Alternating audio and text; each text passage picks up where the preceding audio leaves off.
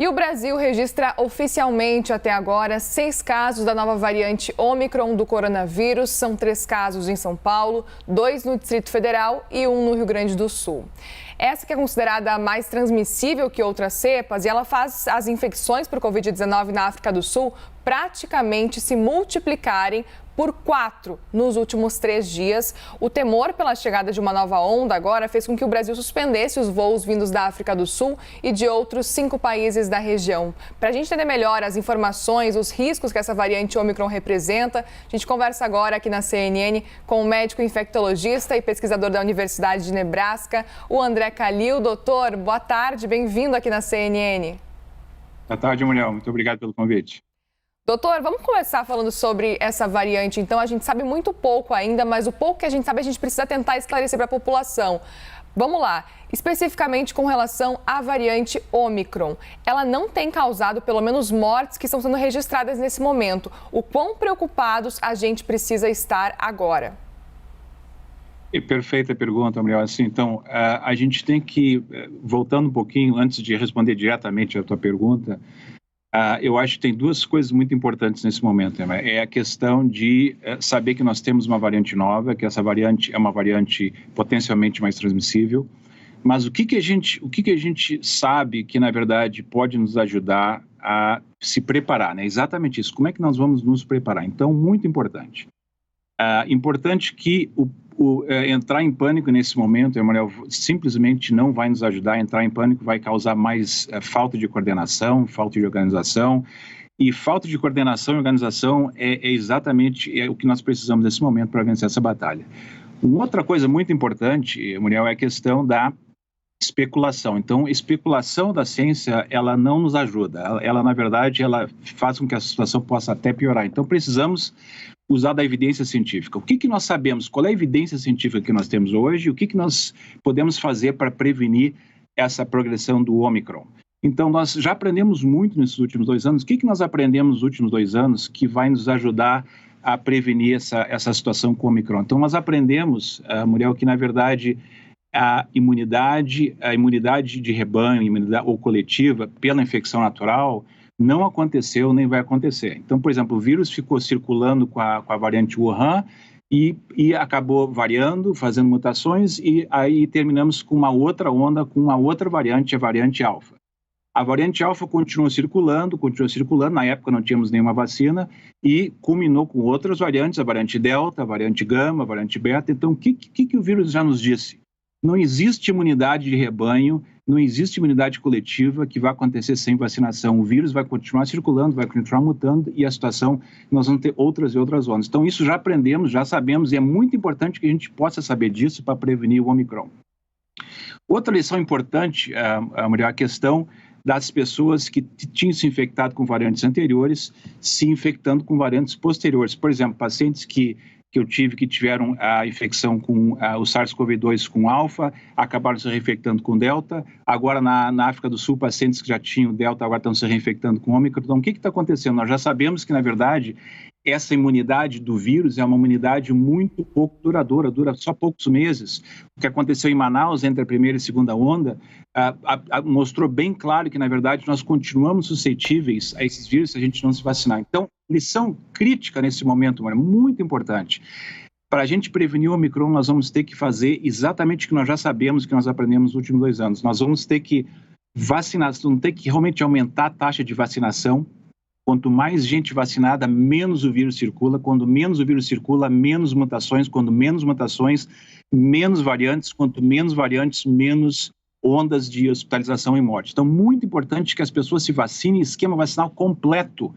Isso é muito importante. Uma dose dessa vacina já não era o suficiente para a Delta e certamente não vai ser o suficiente para a Ômicron, porque a Ômicron, aparentemente, nesse momento que a gente está sabendo da África do Sul, é uma cepa mais, é uma variante mais transmissível, mais contagiosa que a Delta. Então, certamente vamos precisar do esquema vacinal completo para quem tem as 2 doses, receba as 2 doses. Para quem já está no momento de receber o reforço, receba o reforço em 6 meses. Se é um paciente imunossuprimido, receba o reforço em 28 dias após a segunda dose, que é o que nós estamos fazendo nos Estados Unidos. Então, Muriel, é muito importante que as pessoas entendam que a vacinação completa agora é mais crucial do que qualquer outro momento dos últimos 2 anos.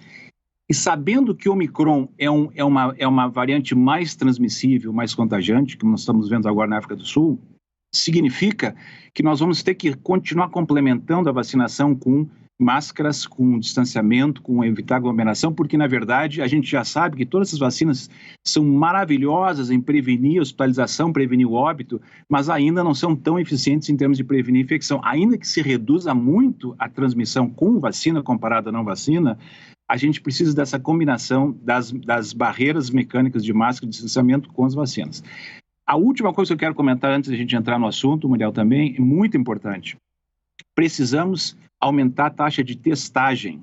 Testagem em todo o Brasil, aqui nos Estados Unidos, em todo o mundo. Porque se a gente não testar, se as pessoas que têm sintomas não forem testadas, se não houver uma disponibilidade desses testes, a gente não vai saber onde está o vírus, a gente não vai saber qual vírus está indo em qual lugar, e aí leva mais confusão e fica muito difícil de saber exatamente aonde que a gente vai ter que trabalhar em termos de distanciamento, em termos de barreiras mecânicas. Então, Muriel, assim, para resumir, o que a gente aprendeu nesse momento é muito importante, temos que aplicar para prevenir o Omicron, ou seja, vacinação completa, barreiras de distanciamento, de máscaras e muita testagem muito importante nesse momento, Manuel.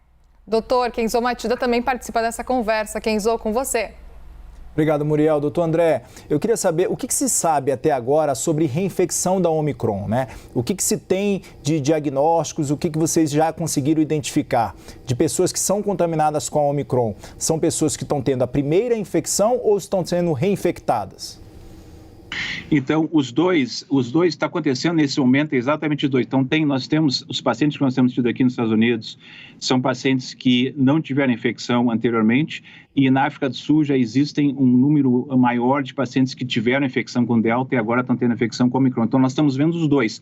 E realmente o que está acontecendo nesse momento é mostrando o fato de pacientes que não tiveram infecção, estão tendo infecção, o fato de pacientes que tiveram infecção com Delta ou uma outra variante estão tendo também Omicron, e o fato da Omicron também estar afetando pacientes vacinados e não vacinados, está mostrando o seguinte, nesse momento, que o Omicron certamente conseguiu atingir uma taxa de transmissibilidade maior do que a gente teve com Delta, maior do que a gente teve com a Alfa. Então, nesse momento, importantíssimo é entender que a taxa de transmissão aumentou. O que não sabemos, isso é muito importante, o que não sabemos é se essa taxa de transmissão vai ser transladada em maior taxa de hospitalização ou de morte.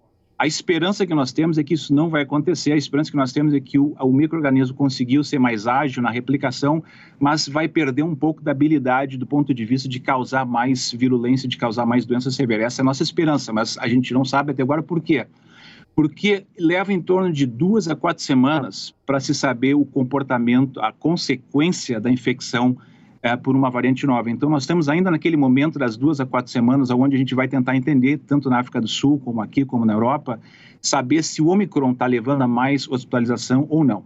Uma coisa também que eu quero comentar, que vale a pena a gente frisar, é que o que aconteceu com a Delta se tornou muito mais transmissível do que a Alfa, extremamente mais transmissível, mas a vacinação continuou prevenindo a hospitalização e os óbitos. Então, o que está acontecendo? A minha esperança, que a gente está vendo agora, é que com o Omicron, mesmo que o Omicron seja mais transmissível, mesmo que o Omicron cause mais contágio, se a gente conseguir aumentar o número de vacinações e o número de pessoas com reforço, a gente vai conseguir essa prevenção de hospitalização e de óbito. Isso é crítico nesse momento, porque, na verdade, tu imagina o que vai acontecer. Se a gente continuar com o número de pessoas grande não vacinados, em combinação com um vírus que é mais contagioso, certamente a situação pode levar a um desastre muito grande, porque imagina um vírus mais contagioso e a pessoa não está vacinada, a proteção fica muito tênue e a gente pode acabar numa situação de uma onda talvez tão semelhante ou pior do que as ondas anteriores. Então, nesse momento, nós temos que